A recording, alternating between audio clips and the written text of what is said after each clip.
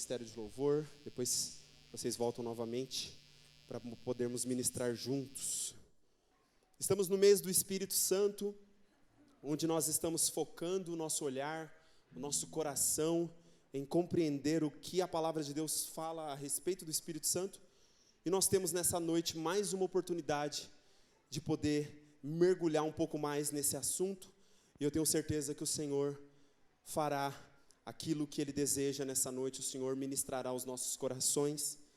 E eu quero que você abra a palavra de Deus no livro de Efésios, capítulo 4. Nós vamos ler o versículo 30. Efésios 4, vai ser o texto inicial nosso aqui, verso 30.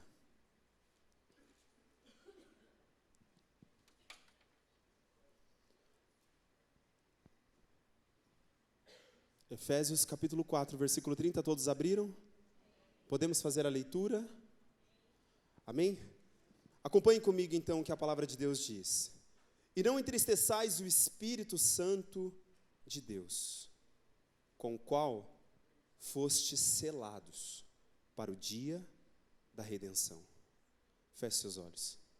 Pai, em nome de Jesus, nessa hora, te pedimos, Senhor, o espírito de sabedoria e de revelação, no pleno conhecimento de quem Tu és. Senhor, ilumina os olhos do nosso entendimento nesse momento. Abra o nosso coração. Senhor, que possamos acatar a Tua palavra nessa noite. Que possamos nos apegar à Tua palavra nessa noite. Senhor, revela a nós o poder da Tua palavra. Desvenda os nossos olhos para que possamos ver as maravilhas da Tua palavra. Deus nos concede o poder do Espírito, nos concede graça, Senhor, porque sem a Tua graça não é possível nós falarmos das Tuas coisas, Senhor. Não é possível falar dos Teus assuntos, Senhor. Em nome de Jesus, nessa hora nós carecemos que o Senhor olhe para nós mais uma vez, que o Senhor derrame sobre nós do Teu Espírito, que enquanto nós partilharmos o pão da Tua palavra, os nossos olhos se abram, o nosso coração seja preso, cativo a Ti nessa hora, que nada nos roube nesse momento. Nesse momento, em nome de Jesus, eu repreendo toda a ordem do mal, tudo aquilo que vem para roubar a Tua palavra, tudo aquilo que vem para tentar nos distrair. Nessa hora nós repreendemos em nome de Jesus, declaramos todas as mentes e corações cativos a Jesus Cristo. Nessa hora, Senhor, o que mais nos importa é estar aos Teus pés e ouvir a Tua voz, em nome de Jesus. Amém. Os irmãos podem se assentar. Então, como falei, nós estamos aí no mês do Espírito Santo e temos falado aqui, tem sido ministrado a respeito de quem o Espírito Santo é e a respeito também daquilo que o Espírito Santo faz. Na verdade, por toda a palavra de Deus, no Antigo Testamento, no Novo Testamento, nós encontramos muita referência, muitas passagens bíblicas, muita menção a respeito do Espírito Santo. Existe, ali uma teologia, um conteúdo muito grande a respeito de quem o Espírito Santo é e daquilo que o Espírito Santo faz. Nós vemos no Antigo Testamento que Ele é o Espírito de Deus, Ele é o Espírito do Senhor, às vezes chamado também de Espírito Santo, de Santo Espírito, na verdade, com uma ordem invertida. E no Novo Testamento nós vemos, principalmente no livro de Atos, que Ele é o Espírito Santo. Em alguns lugares Ele é chamado de Espírito de Cristo, ou o Espírito da Verdade. Há vários adjetivos, há vários outros nomes que compõem muitas das vezes a menção do nome do Espírito Santo. E Ele é tudo isso que nós falamos aqui, o Espírito de Deus, o Espírito do Senhor, o Espírito de Cristo, o Espírito da verdade. E Ele é essa fonte eterna de vida e vida divina. O Espírito do Senhor está desde o livro de Gênesis, quando a palavra diz que Ele pairava sobre as águas e a partir do caos, Ele cria todas as coisas juntamente pela palavra do Senhor. Mas, ao mesmo tempo, também nós encontramos no livro de Apocalipse, Ele presente, dizendo e orando junto com a igreja, ora vem, Senhor Jesus. Então, o Espírito Santo, Ele está por toda a palavra de Deus, do Gênesis ao Apocalipse, nós vamos encontrar muita coisa sobre o Espírito Santo. Mas o tema nosso nessa noite é falar de uma das características, uma das atribuições que o Espírito Santo é, e daquilo que Ele tem, que é o tema dessa palavra, o penhor da nossa herança. Então, nós vamos falar aqui hoje, construir entendimento juntos de que o Espírito Santo, Ele é o penhor da nossa herança, e até o final dessa palavra, eu oro para que o Senhor nos ajude a compreender aquilo que Ele está falando. Amém? O Espírito Santo, Ele faz nascer de novo. É Ele que santifica, é Ele que revela a verdade, é Ele que concede sabedoria e discernimento, é Ele que habita no povo de Deus e o sela como sua propriedade, é Ele que capacita com dons esse povo a adorar e a servir a Deus da maneira que agrada o Senhor, e é Ele que também intercede por nós. Ele é conhecido na Nova Aliança como o advogado, como aquele que está ao nosso lado para nos defender. É Ele que de fato está sobre nós e Ele nos defende contra Satanás, Ele nos defende contra os demônios, Ele nos defende contra todas as ameaças que se levantam contra a nossa vida cristã. O Espírito Santo de fato sai na mão, Ele sai na briga, Ele sai no soco para nos defender. É Ele que compra as nossas brigas, é Ele que se coloca na nossa frente, é Ele que está à nossa dianteira, na nossa frente, está atrás de nós, nos envolve, é o Espírito Santo do Senhor. E tem uma nota interessante aqui, estudando sobre esse assunto, de que o Espírito é também chamado de penhor, primeiro por causa da nossa salvação, conforme está em 2 Coríntios 1, 22, 2 Coríntios 5, 5, Efésios 1, 14, indicando assim, olha que interessante, o primeiro pagamento, o depósito, o sinal de compra com um compromisso solene de efetivar a transação. O segundo, o Espírito é o sinal e penhor daquilo que teremos no futuro. Ele é o sinal agora daquilo que nós teremos no futuro. Ele é a garantia agora daquilo que nós teremos no porvir. É interessante uma outra nota aqui a respeito dessa palavra que nós lemos de Efésios 4:30, que fala que nós fomos selados, e selados é o mesmo que marcados como propriedades de Deus, que está assim, assegurada. Uma propriedade que está assegurada, está protegida e está autenticada pelo próprio Senhor e, portanto, pertence exclusivamente a Ele até a consolidação da sua redenção. Então o Espírito Santo, ele nos diz a palavra aqui que nós acabamos de ler, que fomos selados com esse Espírito Santo para o dia da redenção, por isso nós não podemos entristecê-lo, porque ele de fato é o selo, ele é a garantia, ele é a marca de que de fato nós somos de Deus, nós pertencemos a Deus, nós estamos assegurados em Deus, somos filhos autênticos de Deus, estamos preservados, selados pelo Senhor. Então, isso é muito interessante para a gente compreender mais adiante aquilo que o Senhor está falando conosco por intermédio dessa palavra. Olha só o que diz em Efésios, capítulo 1, versículo 13 e 14.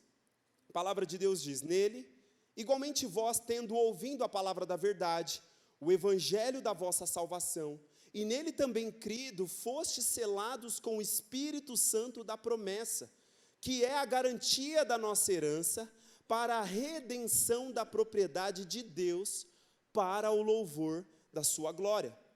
Com base nesse texto aqui, nós entendemos que o Espírito Santo de Deus em nós é a garantia que somos de Deus e que tudo o que Ele nos prometeu verdadeiramente está se cumprindo e ainda irá se cumprir plenamente.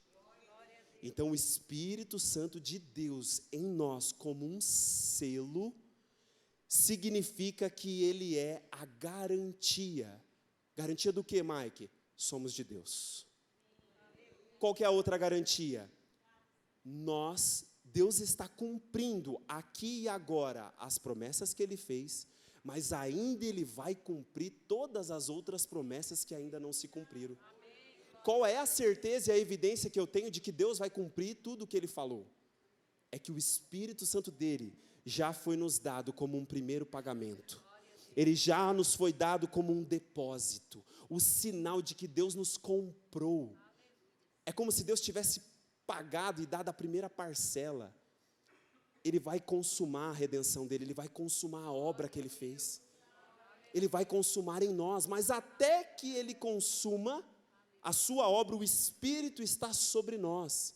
E esse Espírito está nos assegurando, está nos protegendo, está nos autenticando, está nos guardando. Olha só o que diz em 2 Coríntios 1, 22, nos selou como sua propriedade e fez habitar o seu Espírito em nossos corações, como garantia de tudo o que está por vir. Ele nos selou como sua propriedade, somos dele. E ele deu esse Espírito e fez habitar em nossos corações como uma garantia de tudo aquilo que está por vir. Repita comigo: cuidado para não entristecer o Espírito Santo. Sabe por quê, irmãos? Eu vou trazer alguns trechos, algumas passagens das Escrituras que falam sobre essa questão de entristecer o Espírito Santo. E olha só que sério isso, porque se ele é a garantia da nossa redenção, se ele é o selo que de fato nos marca e nos autentica diante de Deus, que somos de fato de Deus e que vamos ser resgatados por esse Deus, se entristecermos o Espírito Santo, teremos problema muito sério. Então olha só o que a palavra de Deus vai falar um pouco a respeito desse assunto. Isaías capítulo 63, versículo 10 diz: mas eles se rebelaram e magoaram o seu Espírito Santo. Foi então que ele teve que agir como inimigo deles e lutou pessoalmente contra eles. Olha o que diz em Marcos 3:5. Indignado, Jesus olhou para os que estavam ao seu redor e, profundamente entristecido com a dureza do coração deles, ordenou ao homem: estende a tua mão. E ele a estendeu, e eis que sua mão fora restaurada. Vai prestando atenção em cada detalhe a respeito dessa questão de entristecer o Espírito Santo. Atos 7:51, a palavra de Deus vai dizer: homens duros de entendimento e incircuncisos de coração e de ouvidos, vós sempre resistis ao Espírito Santo. Da mesma forma como agiram vossos pais, assim vós fazeis também. Olha só o que diz em 1 Tessalonicenses, capítulo 5, versículo 19. Não apagueis o fulgor do Espírito.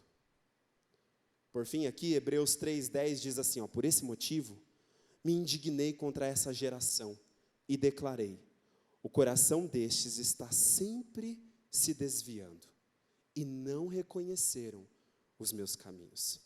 Através dessas passagens aqui da Escritura, nós entendemos que o que entristece o Espírito Santo é a nossa rebelião. O que entristece o Espírito Santo é a nossa dureza de coração. O que entristece o Espírito Santo é a nossa resistência. O que entristece o Espírito Santo são os nossos desvios. O que entristece o Espírito Santo é o não reconhecimento da sua vontade. Tudo isso o magoa profundamente e apaga o seu brilho intenso em nossas vidas. Olha só que sério isso.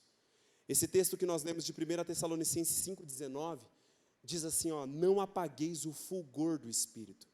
Sabe o que é o fulgor do Espírito? É um brilho resplandecente. É um brilho que resplandece. Quando o Espírito do Senhor está sobre nós, há um brilho da parte de Deus que resplandece sobre a nossa vida.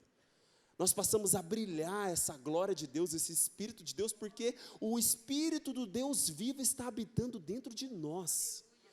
E aí, muitas das vezes as pessoas olham para nós e elas veem em nós virtudes, elas veem em nós qualidades, elas veem em nós coisas dignas de louvor, e as pessoas às vezes nos elogiam, elas falam, nossa, que interessante isso, elas, enfim, e aí às vezes nós achamos que é por nós mesmos, né? É que nós somos bons, é que nós fazemos as coisas muito bem, é que é isso, é que é aquilo, né? Mas na verdade nós vamos entender que não. Hoje eu estava meditando sobre isso e o Senhor me fazia entender claramente, Mike, todo o brilho que há em você é fruto direto do trabalho do meu Espírito. E Deus está dizendo nessa noite para nós, todo o brilho que há em você, toda a virtude que há em você, é fruto do trabalho direto do Espírito Santo dentro de você. A palavra de Deus vai dizer que toda dádiva perfeita, todo dom perfeito vem da onde? Do Pai das luzes. É Ele que faz resplandecer a sua presença sobre nós, vasos de barro, né? Às vezes, muitas das vezes, carnais, tão como carnais somos. É Ele. E aqui a palavra nos adverte sobre não apagar esse fulgor do Espírito. É muito interessante, eu estava meditando sobre isso, porque ontem eu estava numa viagem, a trabalho, eu estava levando um atleta, eu estava levando um avô desse atleta. E a gente foi conversando o caminho todo para São Paulo, ele foi falando da experiência dele e tal, e ele foi falando para mim assim, Mike, dirigi mais de 30 anos de experiência como motorista, tenho um trauma dessa marginal aqui, e foi falando, né, motorista há 30 anos, e beleza, a gente vai conversando, volta. No final, quando eu fui deixar ele, no final, ele pegou e falou assim para mim, Mike, você já dirigiu profissionalmente? Aí eu falei assim, não. Aí ele falou assim, sabe por que eu estou perguntando isso? Porque eu fiquei te observando. Em todo esse caminho que a gente fez, eu fiquei te vendo, eu fiquei te observando. E você me transmitiu muita segurança. Parecia que você era um motorista profissional. Aí eu fiquei lisonjeado, né? Eu recebi um elogio desse de um cara que dirige 30 anos, ônibus. O caminhoneiro ele falou assim, cara, você tem um perfil para você, de repente, aí, você trabalhar como motorista. Você transmite segurança, isso, aquilo, outro. E eu fiquei lisonjeado, falei, cara, obrigado pelo elogio, né? Tal. Aí cheguei, comentei com a Ju em casa, e a Ju falou, amor, aí, você já está vendo, se não der certo nada na vida aí, se não der certo esse negócio de futebol, se não der certo a empresa, você já tem uma profissão aí, você já tem algo aí para fazer. E eu fiquei assim, lisonjeado, e eu comecei a meditar sobre isso, eu falei, cara, o cara ficou reparando no jeito que eu dirijo, no jeito que eu dou seta, no jeito que eu me porto no trânsito. Olha só, irmãos, como nós estamos sendo observados, estamos sendo vistos, estamos sendo, analisados. E aí, ele viu algo de bom em mim, ele viu uma virtude, eu dirigindo como alguém profissional. E eu dei risada, porque eu falei, meu Deus, eu me lembro que quando eu peguei a minha habilitação, peguei a minha carta, no ano de 2014, e aí comecei a dirigir com todo aquele cuidado, com todo aquele zelo, suando, com o banco na frente, quase com a cara no guidão, preocupado para não tomar nenhuma multa, porque a carteira era provisória, aquele medo de errar no trânsito, aquele medo de deixar o carro morrer. E aí passou algum tempo, eu já comecei a ficar mais confiante, e aí eu já comecei a andar mais rápido, andar acima da velocidade, apelidar até o carro que eu estava de trovão vermelho, porque eu passava que nem uma bala. E aí eu comecei a me conscientizar, e um dia meu pai falou assim, Mike, é nessa hora que está o problema. Na hora que você acha que você aprendeu a dirigir, é onde tem os acidentes. E aí eu, me conscientizei e tudo mais, mas ontem recebi aquele elogio, eu fiquei lisonjeado e falei, eu acho que eu estou aprendendo, né? Mas o que eu quero dizer para vocês é que as pessoas estão nos vendo, e quando elas notam algo de virtude em nós, não é por causa de nós mesmos, não é que nós tínhamos capacidade de mostrar aquilo, é porque o Espírito do Senhor está sobre nós, e esse Espírito faz resplandecer sobre você a glória dEle, e é por isso que nós precisamos ter o cuidado, assim como, hoje eu tenho um cuidado em dirigir, eu procuro e eu acredito que é por causa do Espírito Santo, é por causa de Deus que a gente toma cuidado no trânsito, que a gente procura ser cauteloso, e esse mesmo cuidado de dirigir, o Senhor falava assim, Mike, é o mesmo cuidado que você tem que ter para não entristecer o meu espírito, o mesmo cuidado, não se acostuma comigo, não se acostuma com a minha presença, não vai fazendo as coisas de qualquer jeito, não. Porque, por que a gente toma cuidado no trânsito? Porque a gente sabe que pode custar a nossa vida, pode custar a vida de outras pessoas, pode custar muito dano e muito prejuízo, se eu vacilar no trânsito. E a questão é, se você vacilar na vida espiritual é a mesma coisa, pode custar a sua vida, pode custar a vida de um monte de pessoas que estão olhando para você.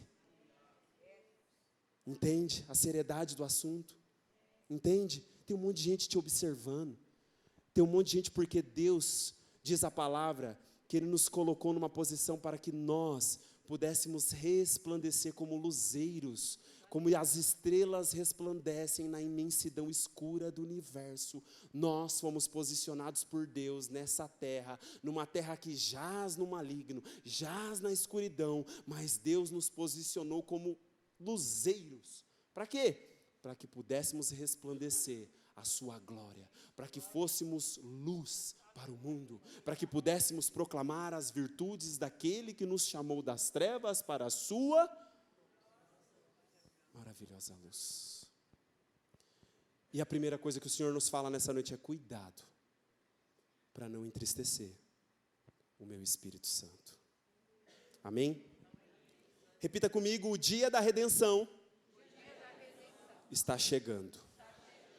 Vamos ver o que a palavra fala a respeito desse assunto. Oséias capítulo 13, versículo 14, diz assim: contudo, eu mesmo os redimirei do poder do Sheol, da sepultura. Eu os resgatarei da morte eterna. Onde estão, ó morte, os teus flagelos e castigos? Ó Sheol, ó mundo dos mortos, onde está a tua destruição? Eis que agirei contra você, sem compaixão, nem misericórdia. Olha só o que diz em Lucas 21, 28, sendo assim, quando esses fatos começarem a surgir, exultai e levantai as vossas cabeças, pois está muito perto a vossa redenção. Olha o que diz em Romanos capítulo 8, versículo 11, e se o Espírito daquele que ressuscitou dos mortos a Jesus habita em vós, aquele que ressuscitou dos mortos a Cristo Jesus, igualmente vos dará vida a seus corpos mortais, por intermédio do seu Espírito que habita em vós. Agora olha só o verso 23 de Romanos 8. E não somente ela, mas igualmente nós, que temos os primeiros frutos do Espírito, também gememos em nosso íntimo, esperando com ansiosa expectativa por nossa adoção como filhos, a redenção do nosso corpo. 1 Coríntios capítulo 1, versículo 30 vai dizer: portanto, vós sois dele em Cristo Jesus, o qual se tornou para nós sabedoria da parte de Deus, justiça, santificação e redenção.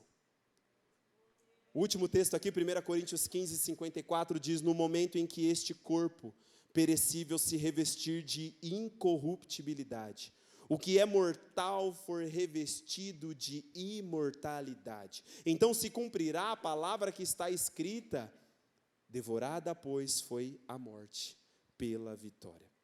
Através desses textos aqui, nós entendemos que a morte e o mal já perderam. Por isso nós precisamos levantar a nossa cabeça e olhar para o que Deus está fazendo aqui e o que Deus está fazendo agora. A vida venceu. E se a vida venceu, nós podemos nos alegrar. Se a vida venceu, você está prestes a experimentar essa eterna vitória. Diz a palavra de Deus que o dia da redenção está chegando. O dia da redenção está tão perto quanto nós nem conseguimos mensurar. Se há mais de 2000 anos atrás, os apóstolos já estavam escrevendo cartas para as igrejas e dizendo: a qualquer momento o Senhor vai se manifestar. Estejam prontos, vigilantes, atentos, preparados, porque o Senhor está às portas. O Senhor está vindo. O dia da nossa redenção, o dia da volta do Senhor, o dia que aqueles que estiverem mortos vão ressuscitar primeiro, e aqueles que estiverem vivos vão ser transformados. Esse dia está se aproximando. Esse dia se aproxima numa velocidade que a gente não tem noção. E é tão interessante porque essa unção do Espírito sobre nós, essa marca do Espírito sobre nós, esse penhor do Espírito sobre a minha vida e a sua vida, é tão profundo que não está somente no nosso espírito, que não está somente na nossa alma, mas a unção desse Espírito toca até, se você acredita, os seus ossos. A unção de Deus sobre a vida de Eliseu estava até nos seus ossos. O dia que caiu um morto no túmulo de Eliseu, o morto ressuscitou. Porque nos ossos de Eliseu tinha o quê? O selo, a marca, o penhor. Até os nossos restos mortais, se morrermos aqui nessa era, até os nossos restos mortais são propriedades exclusivas de Deus. É por isso que no dia da redenção, Pensa que a operação já está montada, pastora. A operação de resgate já está montada. Os ministros de Deus, os exércitos de Deus estão já prontos, apostos. Basta uma ordem, basta a dada voz do arcanjo, basta o ressoar da última trombeta. Quem tiver morto, está com o selo e a marca do Espírito lá nos ossos, vai ressuscitar. Quem tiver vivo, como num abrir e fechar de olhos, pum, um corpo mortal agora está revestido de imortalidade. Um corpo corruptível agora é cheio de incorruptibilidade. O dia da nossa redenção está chegando. Está tudo preparado. O Espírito diz assim, vem. E a noiva é chamada a dizer a mesma coisa. Vem. Maranata, vem, Senhor Jesus. Assim como Jesus, o Senhor, foi ressuscitado dos mortos, e assim como nós também ressuscitaremos, nós precisamos entender que esse dia está próximo. Graças a Deus, esse dia está próximo. Repita comigo, descobrindo a nossa herança. Vamos ver o que a palavra de Deus fala sobre esse assunto? Atos capítulo 20, versículo 32, vai dizer assim, ó. Agora, pois, eu vos dedico aos cuidados especiais de Deus e à palavra da sua graça, que tem o poder para vos edificar e dar herança entre todos os que são santificados. Olha só o que diz em Romanos 8,17, se somos filhos, então também somos herdeiros, herdeiros de Deus e co-herdeiros com Cristo, se realmente participamos dos seus sofrimentos, para que da mesma maneira participemos da sua glória. Olha o que diz Efésios 1,18, oro ainda para que os olhos do vosso coração sejam iluminados, para que saibais qual é a real esperança do chamado que ele vos fez, quais são as riquezas da glória da sua herança nos santos. Efésios 5,5 diz, porquanto podeis estar bem certos disto, nenhum imoral, ou impuro, ou ganancioso, que é idólatra, tem herança no reino de Cristo e de Deus. Olha o que diz Colossenses 1,5, por causa da esperança que vos está reservada no céu, da qual já ouvistes pela palavra da verdade, o Evangelho. Colossenses 1,12 diz, dando graças ao Pai, que nos tornou dignos de participar da herança dos santos no reino da luz. Hebreus 9,15 diz, exatamente por esse motivo, Cristo é o mediador de uma nova aliança para que todos aqueles que são chamados recebam a promessa da herança eterna, visto que ele morreu como resgate por todas as transgressões cometidas durante o período em que vigorava a primeira aliança. Através desses textos aqui, nós entendemos que a nossa herança ela é rica e gloriosa. E ela está reservada para nós no reino dos céus. E só é participante dela quem foi santificado pelo Espírito Santo na terra. Você tem uma herança em Deus. A palavra está dizendo aqui, eu e você somos herdeiros de Deus.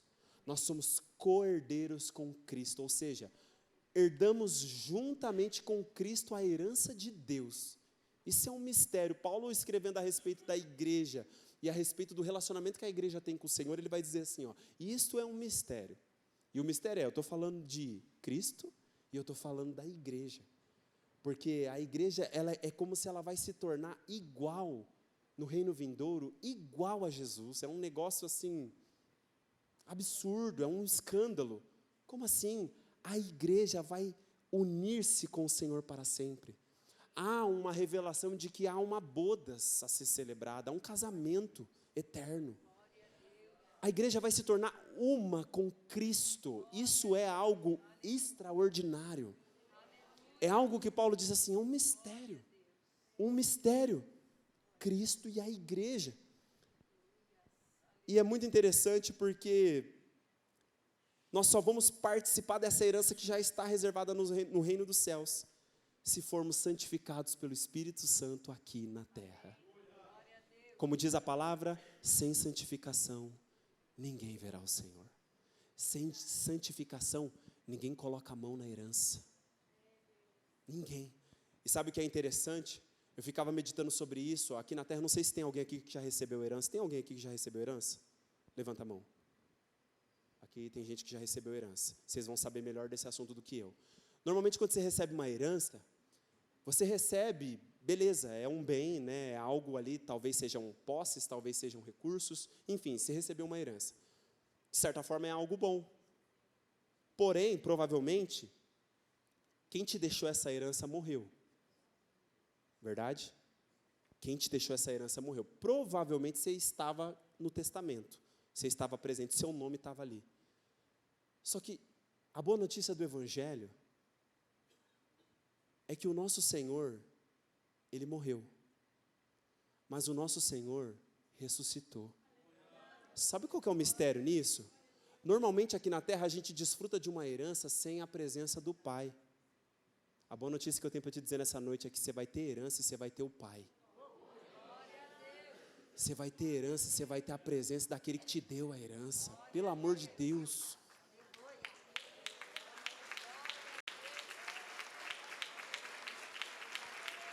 De que vale a herança se você não tem o Pai? Lembra do filho pródigo? Pediu a parte dele na herança e saiu da presença do Pai. O que aconteceu com ele? De que vale a herança de Deus sem a presença de Deus? Ninguém toca a mão na herança de Deus se não for santificado pelo Espírito de Deus aqui na terra. Colossenses 3:24 diz: conscientes de que recebereis do Senhor a recompensa da herança. É a Cristo, o Senhor, que estáis servindo. Hebreus 10:34 diz: porque não somente vos compadecestes dos encarcerados, como também recebestes com alegria o confisco dos vossos próprios bens. Pois, olha isso, irmãos, pois estáveis convictos de possuirdes bens muito superiores e que duram para sempre. As pessoas estavam aceitando ter os bens delas confiscados porque elas sabiam que existia uma herança de bens que não acabam na eternidade. 1 Pedro 1:4-5 diz: para uma aliança que jamais se extinguirá, nem tampouco será desonrada ou perderá seu valor, herança preservada nos céus para vós, que sois protegidos pelo poder de Deus, por meio da fé, até a chegada da salvação, prestes a ser plenamente revelada no final dos tempos. 1 Pedro 5:4 diz: ora, assim que o Supremo Pastor se manifestar, recebereis a imperecível coroa da glória. Jesus, o Senhor, em sua vinda novamente à terra no final dos tempos, trará consigo a cada um de nós a sua recompensa. A palavra fala que Ele vem, e Ele vem com a sua recompensa para dar a cada um a sua herança. Herança essa eterna de bens muito superiores, que não perdem seu valor e que duram para sempre. O Senhor nos coroará eternamente de glória. Eternamente de glória. Eu convido a você a se colocar de pé na presença de Deus. Eu convido o ministério de louvor aqui também. Tem 2 textos aqui que eu gostaria de falar no final aqui dessa mensagem. Um texto ele é uma advertência e o outro texto ele é um encorajamento. E nós precisamos o tempo inteiro disso na nossa vida cristã. Precisamos de advertência, precisamos de encorajamento, sempre. E olha só o que diz em Hebreus, capítulo 10, versículo 29. Hebreus 10, 29. Julgai vós, quanto maior castigo merecerá quem feriu os pés do Filho de Deus, profanou o sangue da aliança pelo qual ele foi santificado, e insultou o Espírito da graça. Essa é uma advertência ao nosso coração. Mas eu quero ler com você um encorajamento. Lucas capítulo 11, versículo 13. Lucas 11, 13. Existe um encorajamento para nós. Você pode ler comigo Lucas capítulo 11, verso 13. Vamos lá? Ora, se vós, apesar de serdes maus, sabeis dar o que é bom aos vossos filhos, quanto mais o Pai que está nos céus dará o Espírito Santo àquele que lhe pedir. Glória a Deus. Meus irmãos, Deus me enviou aqui nessa noite para te dizer que você não pode entristecer o Espírito Santo. Você não pode. Deus me enviou aqui nessa noite para te dizer que o dia da redenção está chegando. E você está aqui para se preparar, para estar pronto, para não ser pego de surpresa quando a hora chegar. Deus me envia nessa noite para te dizer, para você pedir ao Pai nessa noite, em nome de Jesus, o Espírito Santo. E Ele vai te conceder o Espírito Santo. O detalhe é, o Espírito Santo é dado somente a quem obedece. Então, se você obedece, o Espírito Santo vai ser dado para você. Eu vim aqui para te dizer nessa noite que você tem uma herança eterna e gloriosa, esperando por você. Eu gostaria que nesse momento você começasse a orar diante do Senhor. O altar está aqui. Se essa palavra